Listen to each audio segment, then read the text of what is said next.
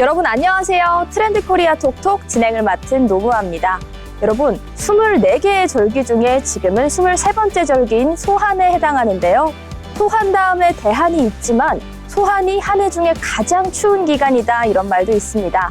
하지만 이번 주 잘 마무리하신 덕분에 이번 주에는 소한을 무사히 넘기고 다음 주에는 대한이 찾아올 것 같으니까요. 이번 주 너무 추웠지만 이번 주는 조금 더 따뜻하게 마무리하시고 다음 주 시작하시면 좋을 것 같습니다. 오늘도 어김없이 첫 시작은 인물을 가까이 모셔서 즐거운 이야기를 들어보는 가까이 톡으로 시작을 해보려고 하는데요. 오늘 저희 스튜디오에 추위를 따뜻하게 데펴주실 만한 엄청난 분이 오셨습니다. 명창 가수 안소라와 함께합니다. 어서 오세요. 안녕하세요. 반갑습니다. 꽃바람 부네 내 임실은 꽃바람이 살랑살랑 춤을 추며 내게로 부네. 네, 정말 화려한 존재감으로 등장을 해주셨습니다. 아주 예쁜 한복을 입고 나타나 주셨는데요. 간단히 소개 부탁드릴게요. 저는 명창 가수 안소라고요. 국악과 트롯을 같이 함께 하고 있는 지금 현재 명창 가수 안소라입니다. 네, 어서 오세요. 네, 안녕하세요. 저희 반갑습니다. 가까이 톡에 그동안 트로트 가수분들이 많이 나오시긴 했는데 네네. 국악과 트로트를 결합하신 분은 또 오랜만에 뵌 것 같습니다. 네, 크로스오버를 하죠. 네. 네, 요즘 유행하는 트로트에 국악을 한 스푼 더해서 네. 아주 강렬한 그런 정체성을 갖고 계신 것 같은데 네. 이 크로스오버라는 장르에 대해서 한번 설명 부탁드릴게요. 우리 국악을, 제가 이제 국악 전공자거든요. 그래서 국악을 이제 오래 하다 보니까, 대중의 이제 사랑을 받으려면 대중가요를 해야 되잖아요. 그래서 크로스오버 시켜서 가요도 하고, 우리 경기 소리도 하고, 지금 현재 그렇게 하고 있습니다. 네, 오늘 명창 가수 안소라와 함께하고 있는데 제가 살짝 살펴보니까 이력이 정말 화려하시더라고요. 네. 많은 가요제에서 수상을 하셨는데 혹시 데뷔를 어떻게 하게 되셨는지 궁금합니다. 이제 경기 소리를 하다 보니까 이제 공연을 하게 되잖아요. 하게 되면 이제 국악인 안소라로 무대에 올라가지만 저는 늘 그 대중들의 사랑을 갈구하고 있었기 때문에 대중 가요를 하게 됐어요. 전통 가요를. 그렇게 하다 보니까 이제 우리 그 원로 가수 선생님들이 전통 가요를 하면 어떻겠냐. 그래서 2007년도에 또 명창 가수로 데뷔를 했어요. 그러면 전공 자체가 노래셨잖아요. 전공이 경기민요죠. 네. 그럼 국악 쪽 경기민요 전공을 하시고 네. 그 뒤로는 가수 생각은 딱히 없으셨던 건가요? 없었죠. 네. 그냥 국악인이 꿈이었어요. 그러다 보니까 이제 무대를 많이 쓰다 보니까 이제 그 대중가요를 같이 함께 하다 보니까 많은 가수분들이 원로 가수님들이 이제 권해서 그렇게 해서 지금까지 국악과 트롯을 함께 하고 있는 상황이죠. 말씀을 요약을 해보자면 원래 노래 전공을 하신 걸 보니까 네. 본인이 노래를 좀 잘한다 이런 생각은 애초에 하고 계셨을 것 같습니다. 그런데 국악인의 길을 걷다가 이제 원로 가수들에게 발굴을 당하면서 데뷔를 한 그런 경우다 이렇게 볼 수 있을 것 같은데요. 네, 맞습니다. 맞아요. 이 얘기를 조금 더 자세히 들어보고 싶습니다. 데뷔 계기요? 어떻게 재능을 발굴을 당하셨는지 그 캐스팅의 순간이 또 궁금하거든요. 이제 경기민요 국악은 어렸을 때부터 했고요. 이제 가요는 이제 무대에서 국악 한 두 절 하면 두 개 하면 정통 트롯을 또 이렇게 하게 됐어요. 그렇게 하다 보니까 가요도 너무 잘하네. 그래서 가요 한번 해보면 어떻겠냐 할 때 처음에는 아닙니다. 저는 그냥 국악으로 가겠습니다 했는데 자꾸 몇 년째 저한테 계속 권유를 하셔서 그래요? 그럼 저도 할 수 있을까요? 그래서 용기를 내서 그래서 이제 명창 가수 타이틀을 가지고 이제 가수 데뷔했죠. 삼고초려 끝에 네. 명창 가수라는 정체성을 뒤늦게 찾게 되신 그런 멋진 이야기를 들어봤는데요. 사실 저희가 내가 어떤 걸 잘하고 어떤 거에 재능이 있는지를 평소에 모르는 경우도 있잖아요. 네네. 그럴 때 귀인을 만나면서 이게 발굴되면서 더 좋은 길로 가는 경우가 있는데 네. 딱 새해에 듣기에 정말 좋은 그런 아름다운 이야기를 전해주신 것 같습니다. 네. 또 궁금한 점이 국악과 트로트를 동시에 하고 계시다 했는데 네. 이 두 장르의 차이점 그리고 공통점은 무엇인지 여쭤보고 싶거든요. 국악을 첫째 이제 하면 이제 득음이라 국악에 썼는데 득음을 해야 된다라는 표현이고요. 또 국악을 한 사람이 전통 가요를 하면 깊이 있고 큰 성량을 마음껏 마음대로 성량을 할 수 있는 것이 장점이죠. 근데 이렇게 두 장르를 모두 해내는 걸 보니까 아무래도 노래와의 인연이 어린 시절부터 시작된 게 아닌지 이런 생각이 드는데요. 데뷔 계기 말고 그렇다면 처음으로 노래를 시작한 계기는 어떻게 되실까요? 노래를 시작한 계기는 저희가 이제 가족 모두가 그 국악인 집안이었어요. 그래서 이제 제가 어려서부터 이제 어머니, 아버지, 오빠 뭐 이렇게 소리를 하는 그 가정에서 있었다 보니까 자연스럽게 나도 노래를 해야 되는구나. 그래서 이제 흥얼흥얼 무릎장단에서부터 우리 소리를 하다 보니까 지금까지 이렇게 경기 민요를 하면서 이렇게 온 것 같아요. 정말 어린 시절 환경에서 자연스럽게 음악 그리고 노래를 배울 수밖에 없었다 이렇게 이해가 되는데 네. 덕분에 더 그 재능이 빛을 발하지 않았나 이런 생각이 드는 것 같습니다. 네. 또 궁금한 점이 그러면 명창 가수 안소라만의 매력을 정의해 본다면 어떤 게 있을까요?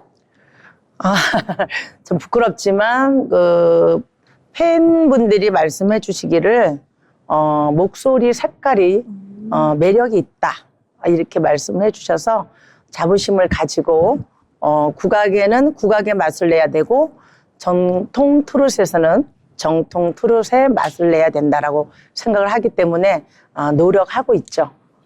최근 그 흑백 요리사라는 프로그램이 유행을 했는데 네. 보면 적재적소에 맞는 재료를 쓰는 게 중요하더라고요. 우리 명창 가수 안소라께서는 장르에 따라서 적당한 목소리를 선택할 수 있다는 게 가장 큰 매력이다. 이렇게 팬분들이 말씀을 해주신다 하는데요.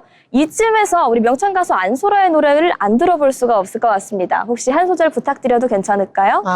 제가 이제 경기 민요 소리는 이제 SNS 통해서나 방송에서 많이 했지만 최근에 들어서 제가 얼마 전에 26년도 신곡이 나왔어요. 신명난 민요풍 트롯, 세미 트롯인데요. 조금만 해볼까요? 네, 들려주세요. 꽃바람 부네 냄새는 꽃바람이 살랑살랑 춤을 추며 내게로 오네. 얼씨구 절씨구 지화자 얼씨구 절씨구 저절씨구 좋구나 좋아 뭐 이런 노래. 제가 깜짝 놀란 게 네. 그냥 무반주로 노래를 해주신 거잖아요. 네. 또 방금 여기 북이 하나 있어야 될 것 같은 느낌을 받았습니다. 제가 약간 장단을 치고 싶더라고요. 갑자기 그러니까 또 이 노래를 하다 보니까 우리 또 소리가 막 하고 싶어지는데요. 네. 네. 소리도 한번 들려주시죠. 니나나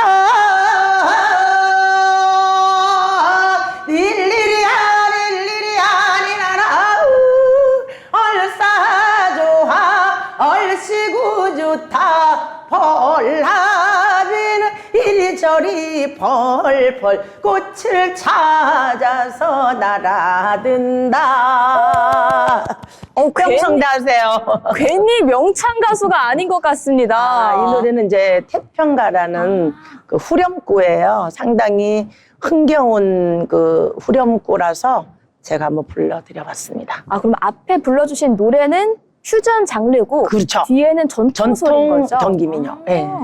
사실 국악 자체로는 낯설게 여기는 분들도 있을 것 같은데 제가 이렇게 일렬에서 들어보니까 네. 우리 소리의 매력도 상당하네요. 역시 수준이 있으십니다. 감사합니다.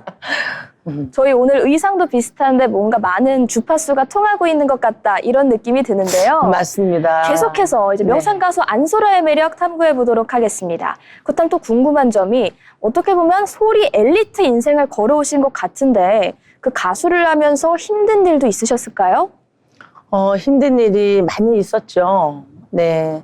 소리할 때도 힘들었고, 전통 트롯 할 때도 힘들었고, 힘든 점이라면 이제 장르를 크로스오버 하려면 이제 정통 트롯은 트롯답게 불러야 되는 그 색깔을 내야 되는 거고, 또 우리의 국악의 소리가 오랫동안 젖어 있었기 때문에 그 각 장르 가요 노래마다 색깔을 그 찾고 맛을 내는 거에 노력을 하다 보니까 그런 점에서 많이 또 공부가 되고 하면서도 좀 많이 부딪힘이 있었죠.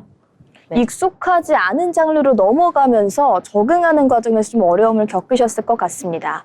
궁금한 점이 그렇다면 가수로서 하는 노력에는 어떤 게 있으실까요? 노력은 무조건 끊임없이 연습이라고 생각을 해요. 예, 트롯이나 우리 국악이나 전문가라면 쉼 없이 부르고 노력하고 연습하는 것밖에 없다. 그렇게 저는 생각이 듭니다. 결국 연습만이 살 길이다. 네네네. 그런데 연습을 하다가 목이 나가거나 그런 경우는 없었나요? 어렸을 때는 예전에는 처음에 소리를 배울 때는 뭐 결절도 생기고 막 이제 목을 트면서 그렇게 생겼는데 지금은 이제 복식 호흡을 쓰면서 노래를 하기 때문에 거의 뭐 감기 걸리지 않고는 목이 가는 일은 거의 없는 것 같아요. 그럼 어떻게 보면 지금 노래 인생을 한 지가 몇 년 차진 걸까요? 부끄럽지만 제가 태어나면서 노래를 했기 때문에 야. 올해 26년이면 50년 정도, 50년이 됩니다. 네, 50년의 내공으로 다양한 장르를 섭렵하고 계신 명창 가수 안소라와 함께하고 있습니다. 방금 이제 가수로서 노력은 결국 연습만이 살 길이다 이렇게 말씀을 해주셨는데요. 저희 새해를 맞아서 올해 명창 가수 안소라의 가수로서의 목표가 있다면 뭐가 있을지 궁금한데요. 올해는 이제 신곡이 이제 전 국민이 좋아할 수 있는 그 세미트롯 민요풍이기 때문에 방송 활동을 많이 할 계획을 갖고 있고요. 또 이 노래를 통해서 26년도에 또 콘서트를 준비하고 있습니다. 늘 1년에 한 번, 두 번씩 그 안소라의 콘서트를 했는데 올해는 더욱더 남다른 콘서트가 될 것 같아요. 남다른 콘서트라고 하니까 저조차 기대가 되는데 네. 혹시 무대나 노래면에서 좀 바뀌는 부분이 있을까요? 많이 바뀌죠. 예.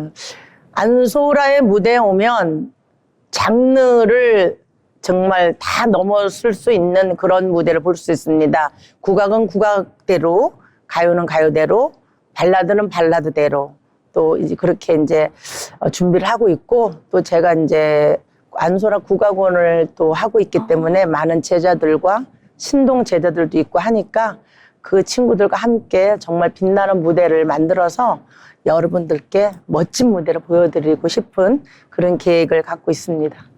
얘기를 들으니 다양한 장르가 나오는 것은 물론 소위 말해 안소라 키즈들까지 등장하는 아주 풍성한 무대가 될 것으로 기대가 되니까요. 여러분께서도 안소라 가수의 소식에 집중해주면서 콘서트 소식도 열심히 따라가 보시면 좋을 것 같습니다. 그럼 이제 마지막으로 우리 시청자분들께 가수 안소라에 대한 PR을 좀 부탁드릴게요.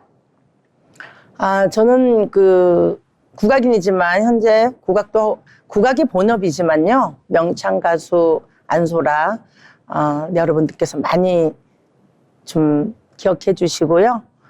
끊임없이 노력하는 그런 예술인이라는 거 기억해 주시기 바랍니다. 네, 감사합니다. 오늘 정말 소환 추위를 완전히 날려버릴 만큼 강렬한 에너지를 스튜디오에서 보여주셨는데요. 다양한 장르를 섭렵한 만큼 다채로운 매력을 갖고 있는 우리 명창 가수 안소라, 앞으로의 행보에 주목해 주시길 바랍니다. 지금까지 오늘의 가까이톡이었습니다.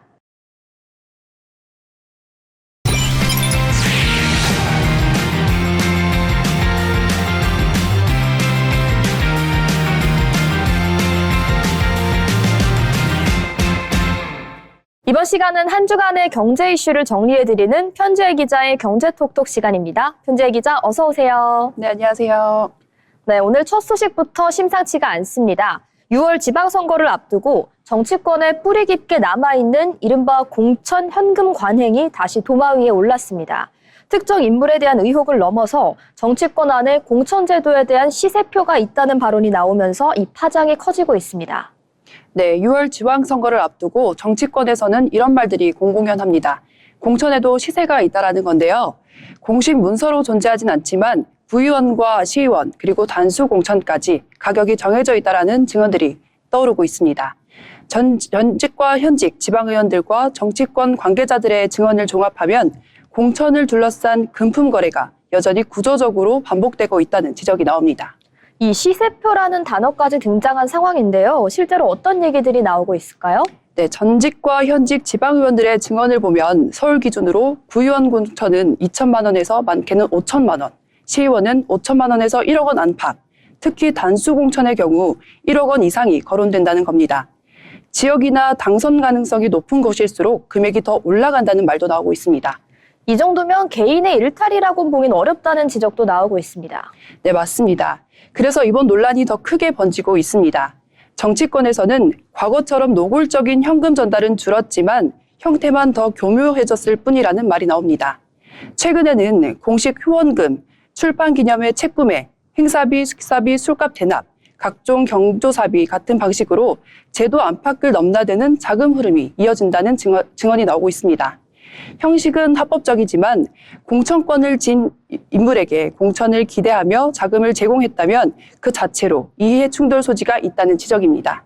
그렇다면 왜 이러한 구조가 반복이 되는 걸까요? 네, 배경에는 공천 권한이 특정 인물에게 집중된 구조에 있습니다. 2004년 이른바 오세훈법 이후 지구당은 폐지됐지만 지역위원회라고 불리는 당협이 이를 대체했습니다. 문제는 현역 국회의원이 지역위원장을 겸하는 경우가 많고 그 과정에서 지방선거 공천에 막강한 영향력을 행사한다는 점입니다. 지역구 관리 비용은 계속 드는데 제도적으로 투명한 재원은 부족하다 보니 그 부담이 지방의원들에게 전가가 되고 그 대가로 공천을 기대하는 왜곡된 구조가 굳어졌다는 지적입니다. 그렇다면 현장에서 체감하는 분위기도 그런가요? 네, 현직과 전직 지방의원들의 증언을 보면 선거철만 되면 지방의원들이 사실상 현금 인출기 역할을 한다라는 말까지 나옵니다. 지역 사무실 운영비, 당원 모임 식비, 각종 행사 비용까지 비공식적으로 부담해야 하는 관행이 남아있다는 겁니다.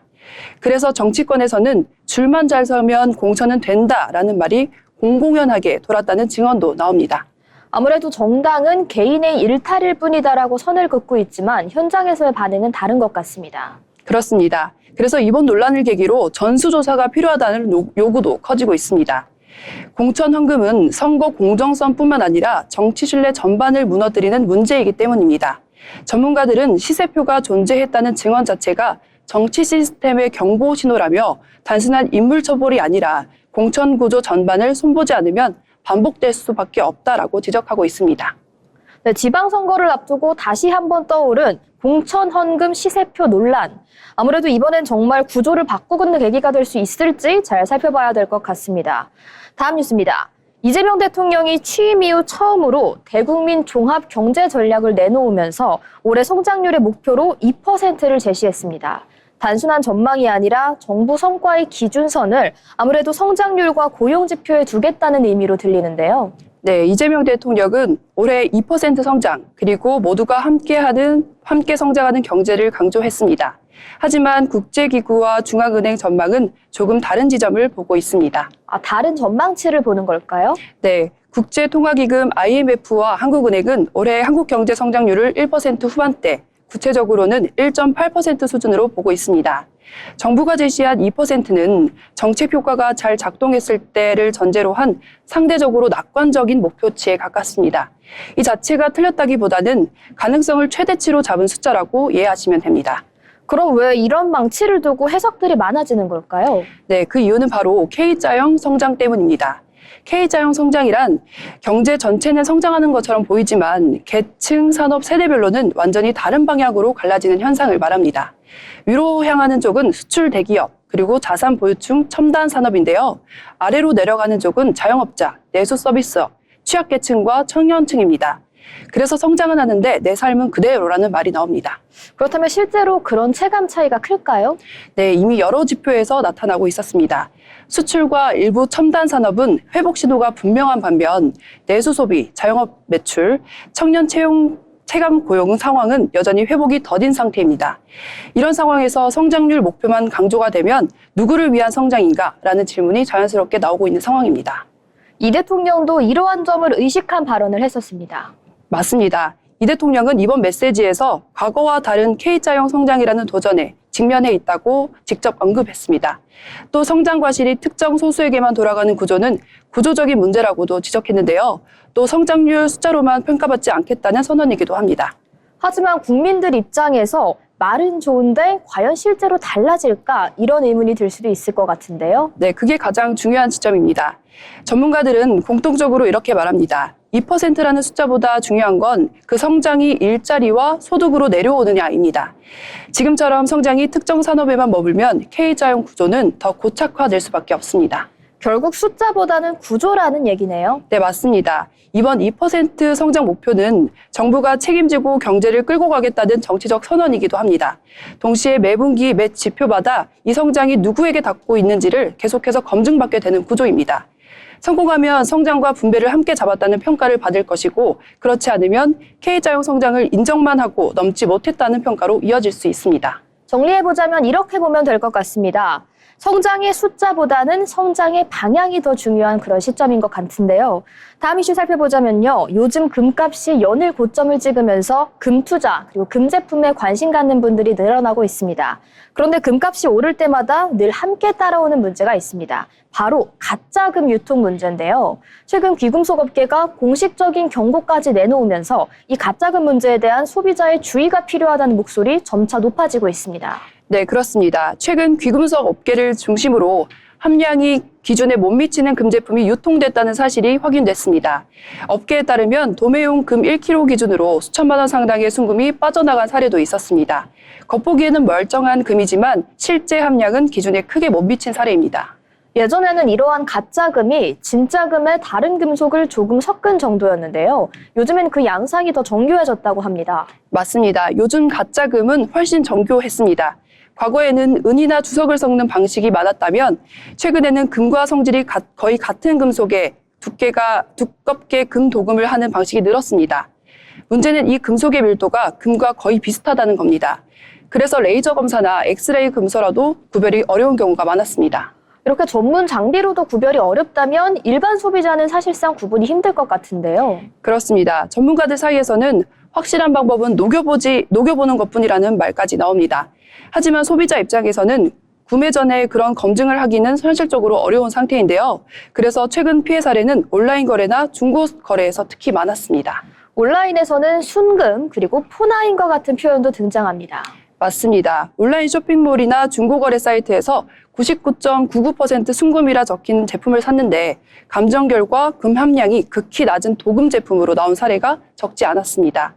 시세보다 눈에 띄게 싼 금은 일단 한 번 더 의심해야 한다는 게 업계의 공통된 증언이었습니다. 그럼 소비자 입장에서는 어느 포인트를 가장 조심하면 좋을까요? 네, 전문가들은 이렇게 말하고 있습니다. 금인지 아닌지를 소비자가 판단하려 하지 말고 어디서 샀는지를 먼저 보라는 겁니다. 공식 거래처인지 환불 교환이 가능한지 그리고 거래 기록이 남는 구조인지 이 세 가지가 가짜 금 피해를 막는 최소한의 안전장치라고 하고 있습니다. 네, 정리해보자면 금값 상승이 기회가 될 수도 있지만 동시에 위험도 커졌다 이렇게 요약할 수 있을 것 같습니다. 네, 맞습니다. 금은 대표적인 안전자산이지만 가짜 금은 가장 위험한 소비가 될 수 있습니다. 요즘처럼 금값이 오를수록 더 주의해서 거래해야 합니다. 네, 금 관련 제품 투자에 관심 있는 분들 주의하시면 좋을 것 같고요. 다음 이슈입니다. 불을 끄고 샤워한다고 잠이 올까? 이런 의문 가져보셨을 텐데요.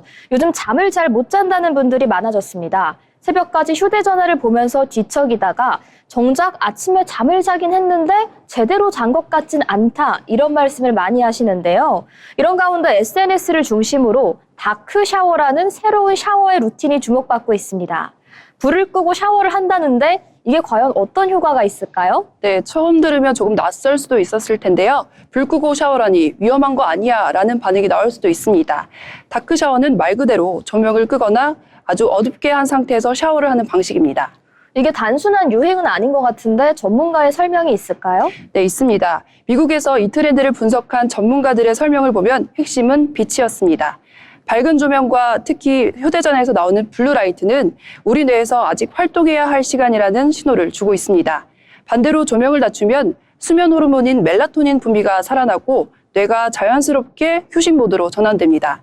한 정신의학 전문가는 다크 샤워는 뇌의 위협 레이더를 끄는 획이라고 표현하기도 했습니다. 그러니까 샤워 자체보다는 어두운 샤워 환경, 이게 핵심이 되는 것 같습니다. 네, 맞습니다. 샤워는 그걸 돕는 루틴이고요. 전문가들은 잠들기 1시간 전부터 조명을 천천히 낮추는 게 중요하다고 말합니다. 완전히 불을 끄기 부담된다면 주황색이나 붉은색 간접 조명 정도도 충분하다고 합니다. 네, 요즘 불면증을 겪는 분들이 많아지는 상황에서 더 관심을 가질 만한 이슈란 생각이 드는데요. 이 불면증 관련된 통계가 있을까요? 네, 보건당국과 건강보험 통계를 보면 최근 몇 년 사이 불면 증상을 호소하는 사람들의 비율이 꾸준히 증가하고 있었습니다. 성인 5명 중 1명꼴로 수면 장애를 경험한다는 조사도 있고 특히 2030 세대 사이에서 잠들기까지 오래 걸린다는 응답이 크게 늘어나고 있었습니다. 전문가들은 스마트폰 사용 증가, 스트레스, 늦은 밤까지 이어지는 업무 환경이 주된 원인이라고 보고 있습니다. 그래서 다크 샤워 같은 강한 자극을 줄이는 루틴이 주목을 받는 것 같습니다. 그렇습니다. 명상이나 호흡법이 어려운 분들에게 다크 샤워는 비교적 쉬운 방법입니다. 다만 주의할 점도 있었는데요. 욕실은 미끄러지기 쉬운 공간이기 때문에 완전한 암흑보다는 은은한 조명을 남기는 게 안전합니다. 또 어둠이 오히려 불안을 유발하는 분들은 음악이나 향을 함께 사용하는 게 좋다고 합니다. 네, 잠이 오지 않는 밤, 오늘은 휴대전화 대신 조명부터 낮춰보는 게 조금 더 좋은 하나의 방법이 될 수 있을 것 같습니다. 오늘도 이렇게 다양한 경제적 이슈, 사회적 이슈를 다뤄봤는데요. 저희는 다음에 조금 더 알찬 정보로 돌아오도록 하겠습니다. 지금까지 편지혜 기자의 경제톡톡이었습니다.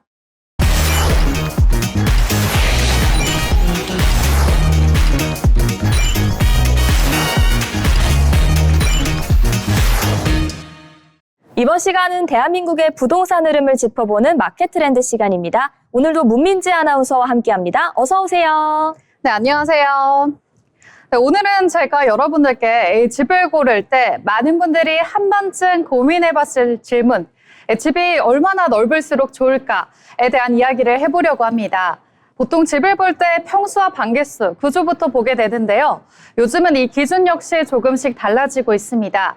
그래서 오늘은 집의 면적보다 어떤 요소가 앞으로 중요해지고 있는지 차분하게 짚어보겠습니다. 네, 집을 고를 때 아무래도 평수에 대한 고민은 빼놓을 수가 없는 것 같습니다. 조금만 더 넓었다면 좋았을 텐데 이런 고민 많이들 해보셨을 것 같은데요. 네, 맞습니다. 요즘에 우리가 집을 알아볼 때요. 조금만 더 넓었으면 좋겠다라는 생각 한 번쯤 다들 해보셨을 겁니다. 그런데 요즘은 집이 크다라고 해서 생활의 만족도가 꼭 비례하는 건 아니다 라는 이야기가 나와주고 있습니다. 그래서 오늘은 이 넓은 집이라는 기준이 여전히 유효한지 그리고 집의 크기보다 어떤 요소들이 더 중요해지고 있는지 차분하게 짚어보겠습니다. 네, 새해맞이 이사를 계획하고 있는 시청자분들이 많으실 것 같은데요. 과거에는 넓은 집이라는 기준이 중요했다면 최근에는 다른 기준들이 나타나고 있는데 어떤 것들이 있는지 오늘 한번 알아가보는 시간 갖도록 하겠습니다. 과거에는 그렇다면 집 크기를 왜 중요하게 생각했을까요? 네, 과거에는 집의 크기가 상당히 중요했습니다. 그 이유를 말씀드리면 가족 단위로 생활하는 경우가 많았고요. 그리고 집은 주로 잠을 자고 또 아침에 나가는 공간으로 가까웠기 때문인데요. 이렇다 보니까 방의 개수가 많고 그리고 평수가 넉넉한 집일수록 좋은 집이라는 인식이 자연스럽게 형성이 됐습니다. 네, 그렇다면 이러한 흐름이 요즘엔 달라졌다고 보면 될 것 같은데 구체적으로 어떤 점이 달라졌을까요? 네, 하지만 요즘 같은 경우에 이 달라진 방식이 생활 방식에 있습니다. 재택근무라든지 그리고 집에서 보내는 여가 시간, 그리고 혼자 사는 시간까지 길어지면서 집이 단순한 거주 공간이 아닌 하루의 대부분을 보내는 공간이 됐습니다. 그래서 이제는 얼마나 넓은 집인가 보다 이 공간이 내 생활에 얼마나 잘 맞는가를 중요하게 보게 된 거죠. 아무래도 코로나가 불러일으킨 재택근무 방식이 집을 고르는 기준에도 큰 변화를 일으킨 것 같습니다. 단순한 면적이 아니라 얼마나 나의 생활에 적합한가 조금 더 세밀한 취향으로 바뀌고 있는 것 같은데요.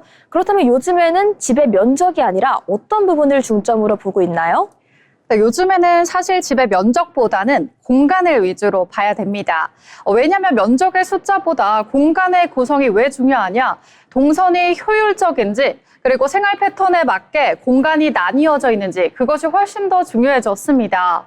같은 평수라도 어떻게 설계됐냐에 따라 체감의 만족도, 생활의 질 이런 것들이 크게 달라지기 때문이죠.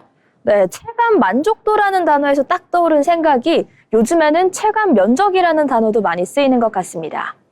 네, 맞습니다. 체감 면적이라는 말이 이제는 떠오르고 있고 또 중요하다라고 볼 수가 있겠는데요. 채광이 잘 들어오는지 그리고 창이 얼마나 넓은지 천장의 높이가 어떤지에 따라 같은 면적이더라도 공간이 훨씬 더 넓게 느껴질 수가 있겠습니다. 그래서 우리가 평수만 보고 판단하기보다는 직접 들어가서 어떻게 느껴졌는지 이것을 확인하는 분들이 굉장히 많아졌습니다. 네, 단순히 숫자로 나타나는 면적이 아니라 집의 체감 면적을 늘릴 수 있는 다양한 요소들에 대해서 살펴보시면 좋을 것 같은데요. 또 하나 궁금한 점이 있습니다. 큰 집에 장점이 있다 하면 큰 집의 단점도 분명히 존재할 것 같은데 어떻게 보시나요? 네, 당연히 집이 커질수록 이 관리 부담이 늘어날 수밖에 없겠죠. 그래서 난방비라든지 관리비, 그리고 청소비까지 유지 비용이 굉장히 계속해서 발생하게 됩니다. 그래서 요즘에는 무조건 큰 집보다는 내가 감당할 수 있는 규모인지, 그리고 장기적으로 부담이 없는지를 함께 고려하는 흐름이 나타나고 있습니다. 네, 그렇다면 집을 볼 때 우리는 어떤 질문을 해야 될까요? 우리가 집을 볼 때는 반드시 이 질문을 꼭 하셔야 될 것 같습니다. 이 집에서 내가 가장 오래 머무는 공간은 어디인가? 바로 이것인데요. 거실인지 아니면 방인지, 그리고 서재나 작업 공간인지 이런 핵심 공간이 내가 편안하다라고 한다면 집 전체의 만족도는 자연스럽게 올라갈 수밖에 없겠죠. 그럼 궁금한 점이 작은 집은 불리한 선택이다 이런 말씀이실까요? 그렇진 않습니다. 작은 집이라고 불리한 건 아니겠고요. 오히려 공간이 효율적으로 설계된 집 같은 경우에는 실거주의 만족도가 더 높게 나타나기도 합니다. 요즘은 작지만 잘 만든 집이 또 새로 떠오르고 있기도 하고요. 이런 집들이 시장에서 점차 가치를 인정받고 있습니다. 근데 집 크기는 바꿀 수 없는 요소다 이런 인식도 있지 않습니까? 네, 맞습니다. 사실 주어진 면적 자체는 우리가 바꿀 수가 없습니다. 하지만 그걸 어떻게 활용하느냐가 더 중요하겠죠. 가구 배치라든지 그리고 수납 구조, 생활의 동선에 따라서 이 집의 분위기와 쓰임은 당연히 달라지게 됩니다. 그래서 같은 집이라고 하더라도 누가 사느냐에 따라서 전혀 다른 공간이 되는 거죠. 네, 오늘 이렇게 문민지 아나운서와 함께 집을 고를 때 단순히 면적이 중요한 게 아니다 이런 주제로 얘기를 나눠보고 있는데요. 많은 얘기를 해주셨습니다. 관리 비용의 현실, 그리고 면적보다는 구성이 중요하다, 그리고 체감 면적도 중요한 요소다 이런 다양한 얘기가 나왔는데요. 오늘 나눴던 이야기들을 좀 정리해보자면 어떻게 해볼 수 있을까요? 네, 제가 세 가지 핵심으로 딱 정리를 도와드리겠습니다. 자, 먼저 첫 번째로는 내가 가장 쓰는 공간 중에서 과연 편한 곳이 어디인가? 그리고 두 번째로는 불필요한 공간이 없는지, 남는 공간이 없는지 그것을 살펴봐야 되겠고요. 마지막으로는 관리 비용이 되겠습니다. 이 비용을 꾸리는 데 있어서 부담이 없는지, 나에게 만족한지만 잘 안다면 누구나 만족스럽고 행복한 집을 만들 수가 있을 것 같습니다. 네, 그렇다면 이 세 가지를 정리를 해주셨는데 첫 번째는 내가 많이 쓰는 공간이 편한지, 둘째는 불필요한 공간은 없는지, 마지막 세 번째는 관리 부담이 과하지 않은지 이렇게 요약할 수 있을 것 같으니까요. 새로운 집을 알아보고 계신 분들은 이 세 가지 질문을 구입 전에 꼭 스스로에게 던져보시는 걸 추천드립니다. 그래서 오늘의 멘트를 요약을 해보자면 결국 눈으로 보이는 숫자가 전부는 아니다 이게 될 것 같은데요. 네, 맞습니다. 결국 집에 있어서 가치는 숫자로 판단할 수가 없습니다. 평수나 방의 개수보다는요, 실제로 살면서 얼마나 편안한지가 너무나도 중요해지고 있습니다. 요즘의 집 선택의 기준은요, 넓은 집이 아닌 나에게 잘 맞는 집으로 기준이 옮겨지고 있습니다. 네, 단순히 눈에 보이는 숫자가 크게 좋은 게 아니다. 나에게 얼마나 잘 맞는지 그 체감 만족도가 중요하다는 말씀인 것 같습니다. 오늘의 이야기 한 문장으로 정리해 볼까요? 네, 집의 만족도 같은 경우에는 면적이 아니라 내가 그 공간에서 얼마나 만족을 하느냐, 이 만족감에 따라서 결정이 될 것 같습니다. 오늘 얘기를 나눠보니까 이 집을 바라보는 시선이 달라진 것 같습니다. 네, 맞습니다. 그래서 앞으로 집 같은 경우에는 이 크기보다는요, 그 안에서의 삶이 얼마나 중요한지를 계속해서 살펴보는 게 꾸준히 중요할 것 같겠고요. 얼마나 편안한지, 그리고 집을 볼 때 평수보다는 나의 하루가 평안하게 흘러가는지 그것만 떠올려 보신다면 집을 선택하는데 너무나도 수월한 선택이 될 것 같습니다. 네, 오늘 문민지 아나운서와 함께 이렇게 집 크기에 대한 새로운 기준, 공간 활용에 대한 이야기를 나눠봤습니다. 최근 저희 마켓 트렌드에서 계속해서 전해드리고 있는 개념이 단순히 속세적인 기준이 아니라 얼마나 나의 생활, 나의 취향과 잘 맞느냐가 중요하다 이런 메시지인 것 같은데요. 오늘도 비슷한 이야기 전해드렸습니다. 저희는 다음 시간에 조금 더 알찬 부동산 정보, 부동산 상식으로 돌아오도록 하겠습니다. 지금까지 마켓 트렌드였습니다.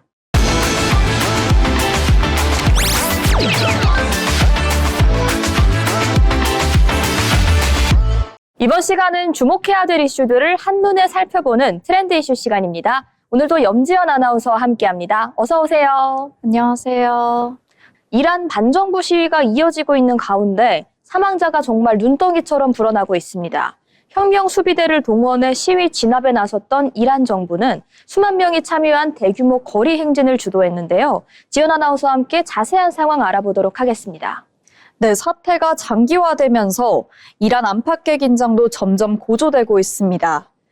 미국 기반 인권단체는 지난 11일까지 이란 31개 주 저녁 무려 585곳에서 시위가 이어졌다고 전했습니다. 이번 행진에는 폐쇄시키한 이란 대통령이 인파와 함께 거리를 걷습니다. 반정부 시위에 대한 맞불 성격의 친정부 집회로 수만 명이 참여했는데요. 미국 백악관은 이란과 관련해 외교가 첫 번째 해법이지만 트럼프 대통령은 군사옵선을 주저하지 않는다며 이란을 또 압박했습니다. 그러면서 이란 정권이 공개적으로 하는 말과 트럼프 행정부에 보내는 메시지가 다르다며 이란이 물밑에서 미국에 접촉하고 있음을 내비쳤습니다. 네, 이렇게 이란 정세를 둘러싸고 불확실한 상황이 커져가는 상황인데요. 관련된 상황 계속해서 주시하셔야 할 것 같습니다. 이번 이슈는 독일로 넘어가서 살펴보도록 하겠습니다. 병역 자원 문제를 고심 중인 독일 정부가 2008년대생을 대상으로 이제 군복무에 대한 설문을 시작했다고 하는데요. 네, 맞습니다. 독일은 2011년 징병제를 중단하고 전면 모병제로 연방군을 운영해왔습니다. 그런데 현재 연방군 병력은 약 18만 명 수준에 머물러 있고 2035년까지 26만 명 목표에는 크게 미치지 못하고 있습니다. 러시아의 우크라이나 침공 이후 안보 부담은 커졌지만 병역 자원 충원 속도는 목표에 미치지 못하는 상황인 건데요. 이런 배경 속에서 독일 정부는 2026년 18살이 되는 2008년 출생자 전원에게 군 복무 의향에 대해 설문을 조사했습니다. 남성들 사이에서는 안보 필요성에서는 공감하면서도 복무 의무화에 대한 부담감을 전하는 목소리가 나오고 있고 여성들 사이에선 성별 형평성 논쟁으로 이어질 수 있다는 우려의 목소리도 나오고 있습니다. 네, 안보와 관련된 현실 속에서 병역 제도를 둘러싼 현실적인 논의가 주가되고 있는 상황입니다. 독일 역시 사회적 협의를 위한 첫 단계에 들어선 셈인데요. 이 같은 분위기가 유럽 전반으로 확산될지 그 여파를 지켜보면 좋을 것 같습니다. 이어서 다음 이슈 살펴보도록 하겠습니다. 지연 아나운서, 현대차가 올해 말에 미국에서 운전자 없이도 스스로 주행하는 로봇택시를 출시한다는 소문이 있는데요. 네, 맞습니다. 국내 업체들이 자율주행차 경쟁에 본격 뛰어들면서 운전자 없는 차가 도로를 달릴 날도 머지 않은 것 같습니다. 테슬라가 최근 국내에 내놓은 자율주행보다 진전된 단계로 장기적으로는 국내 도입도 검토 중입니다. 보행자가 갑자기 앞에 나타난 돌발 상황에도 즉시 멈춰 길을 내주고 안전이 확보되고야 다시 부드럽게 움직입니다. 12km라는 약 35분 주행 내내 사람은 단 한 번도 개입하지 않았습니다. 글로벌 자율주행 경쟁에서 한 발 늦었다는 평가를 받아왔던 현대차가 이제는 모셔널의 로봇택시 상용화로 기술 격차를 빠르게 좁힐 수 있을지 그 기추가 주목됩니다. 네, 이렇게 자율주행 기술을 비롯한 미래 산업의 변화가 우리의 일상으로 한층 더 다가오는 순간입니다. 기술의 발전이 편의성 그리고 인간의 삶을 어떻게 바꿔놓을 수 있을지 그 미래에 주목해보면 좋을 것 같습니다. 지금까지 주목할 만한 이슈를 한눈에 정리해드리는 트렌드 이슈 시간이었습니다.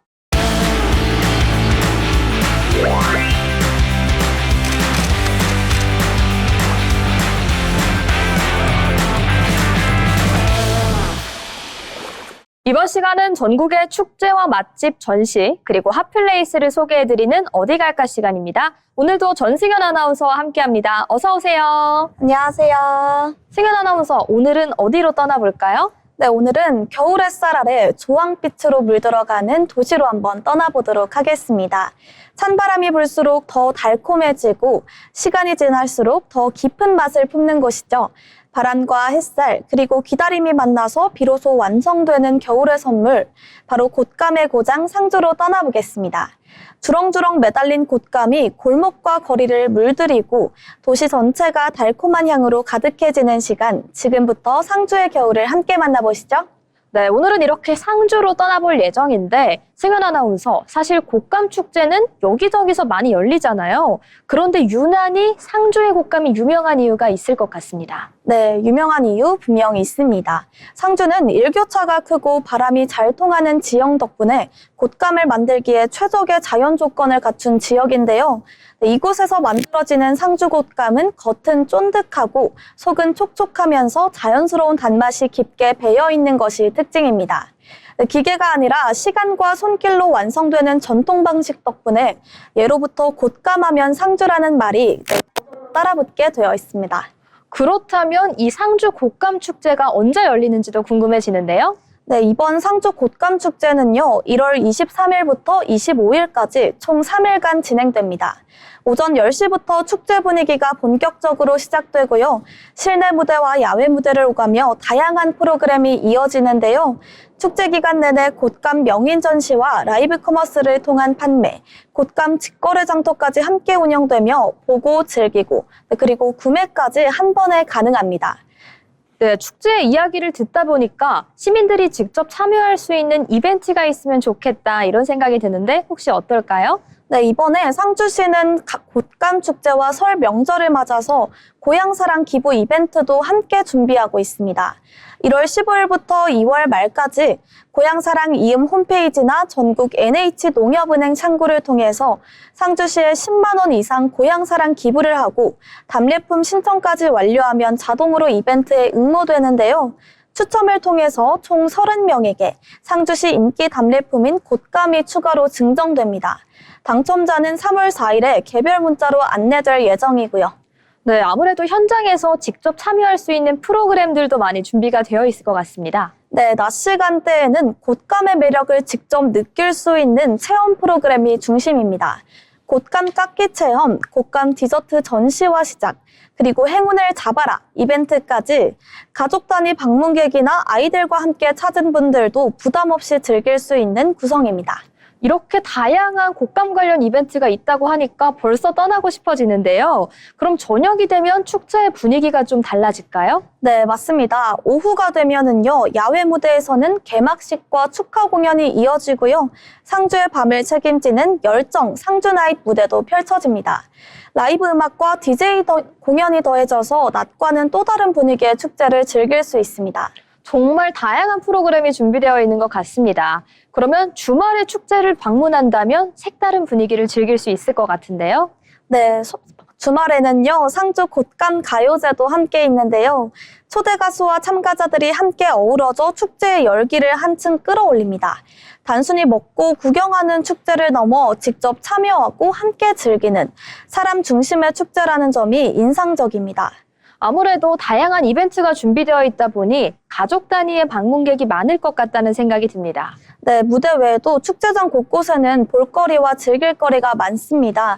어린이 극장에서는 마술쇼와 인형극이 펼쳐지고 얼음 썰매장과 연날리기 체험은 아이들에게 특히 인기인데요.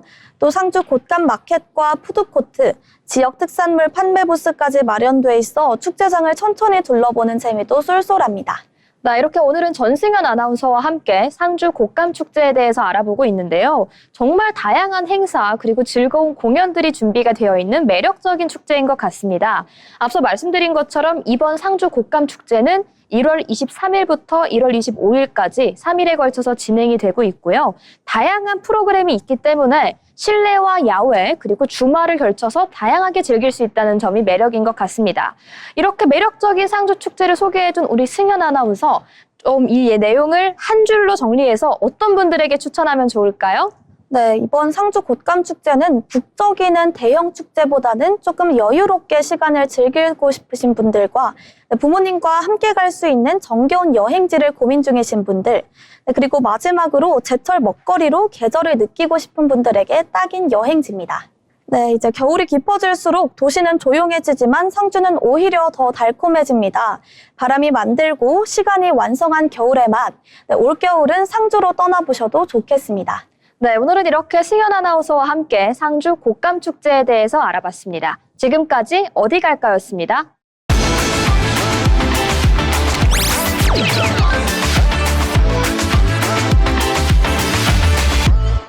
네, 트렌드 코리아 톡톡 저희가 오늘 준비한 내용은 여기까지입니다. 이번에도 한 주 동안 정말 다양한 소식들이 있었습니다. 열정 넘치는 가수의 매력부터 다양한 경제 이슈, 그리고 상주 곶감축제에 관련된 설레는 소식까지 언제나 여러분들에게 종합 선물 세트를 드린다는 마음으로 저희가 알찬 소식들 담고 있으니까요. 이번 주도 저희 트렌드 코리아 톡톡과 잘 마무리하시면서 다음 주를 준비할 긍정적인 기운 잔뜩 받아가시면 좋을 것 같습니다. 지금까지 진행을 맡은 노무아였습니다. 시청해주신 여러분 고맙습니다.